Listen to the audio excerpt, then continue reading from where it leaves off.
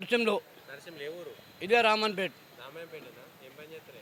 ఇదే కూలి పని. కూలి పనా? దొరుకుతున్నాయా? గిడుతుందా మరి? కూలి దొరుకుతుందా పని? ఓ టైం దొరుకుతుంది, ఓ టైం దొరకలేదు. దొరికినా దొరకకున్నా ఆ బీజేపీ సారు, ఆ, ఆ మోడీ సారు ఈ బియ్యము, ఆ గ్యాసు మాకు అన్ని విధాల సవలత్ చేస్తున్నాడు.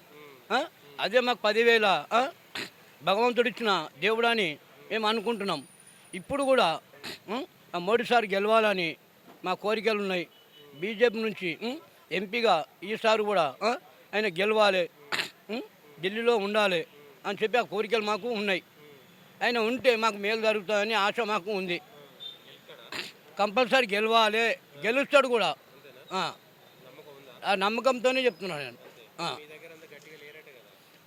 ఇంకోటి, చీడ పురుగులు ఎన్నో ఉంటాయి. చెట్టుకు ఆకులు ఉన్నన్ని దినాలు అవి కొరకొచ్చినందుకు చీడ పురుగులు ఎన్నో ఉంటాయి.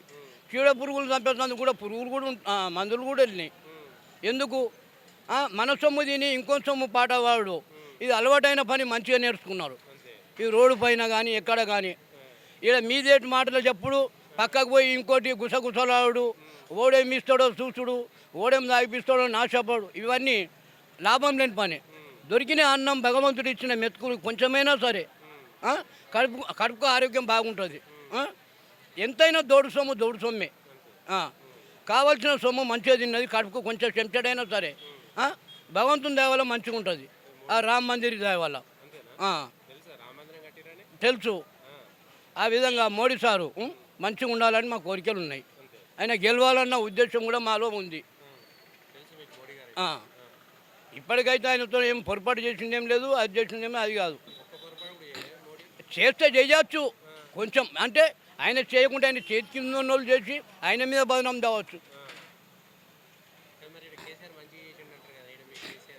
ఎంత చేసిందేం కదా పబ్లిక్ మొత్తం తెలుసు, లోకమంతా తెలుసు. ఆయన చేయొచ్చు, ఆయన చేతి కింద ఉన్న వాళ్ళు చేసిరా యాడే గుంజుకొని తిన్నారు. యాడే గుంజుకొని తిన్నారు.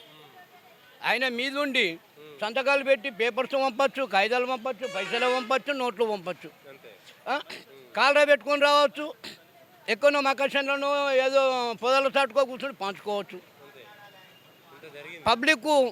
పబ్లిక్ ఏ సేవ జరిగిందనేది పబ్లిక్ తెలిసిపోయింది మొత్తం. అట్లా అన్నట్టు.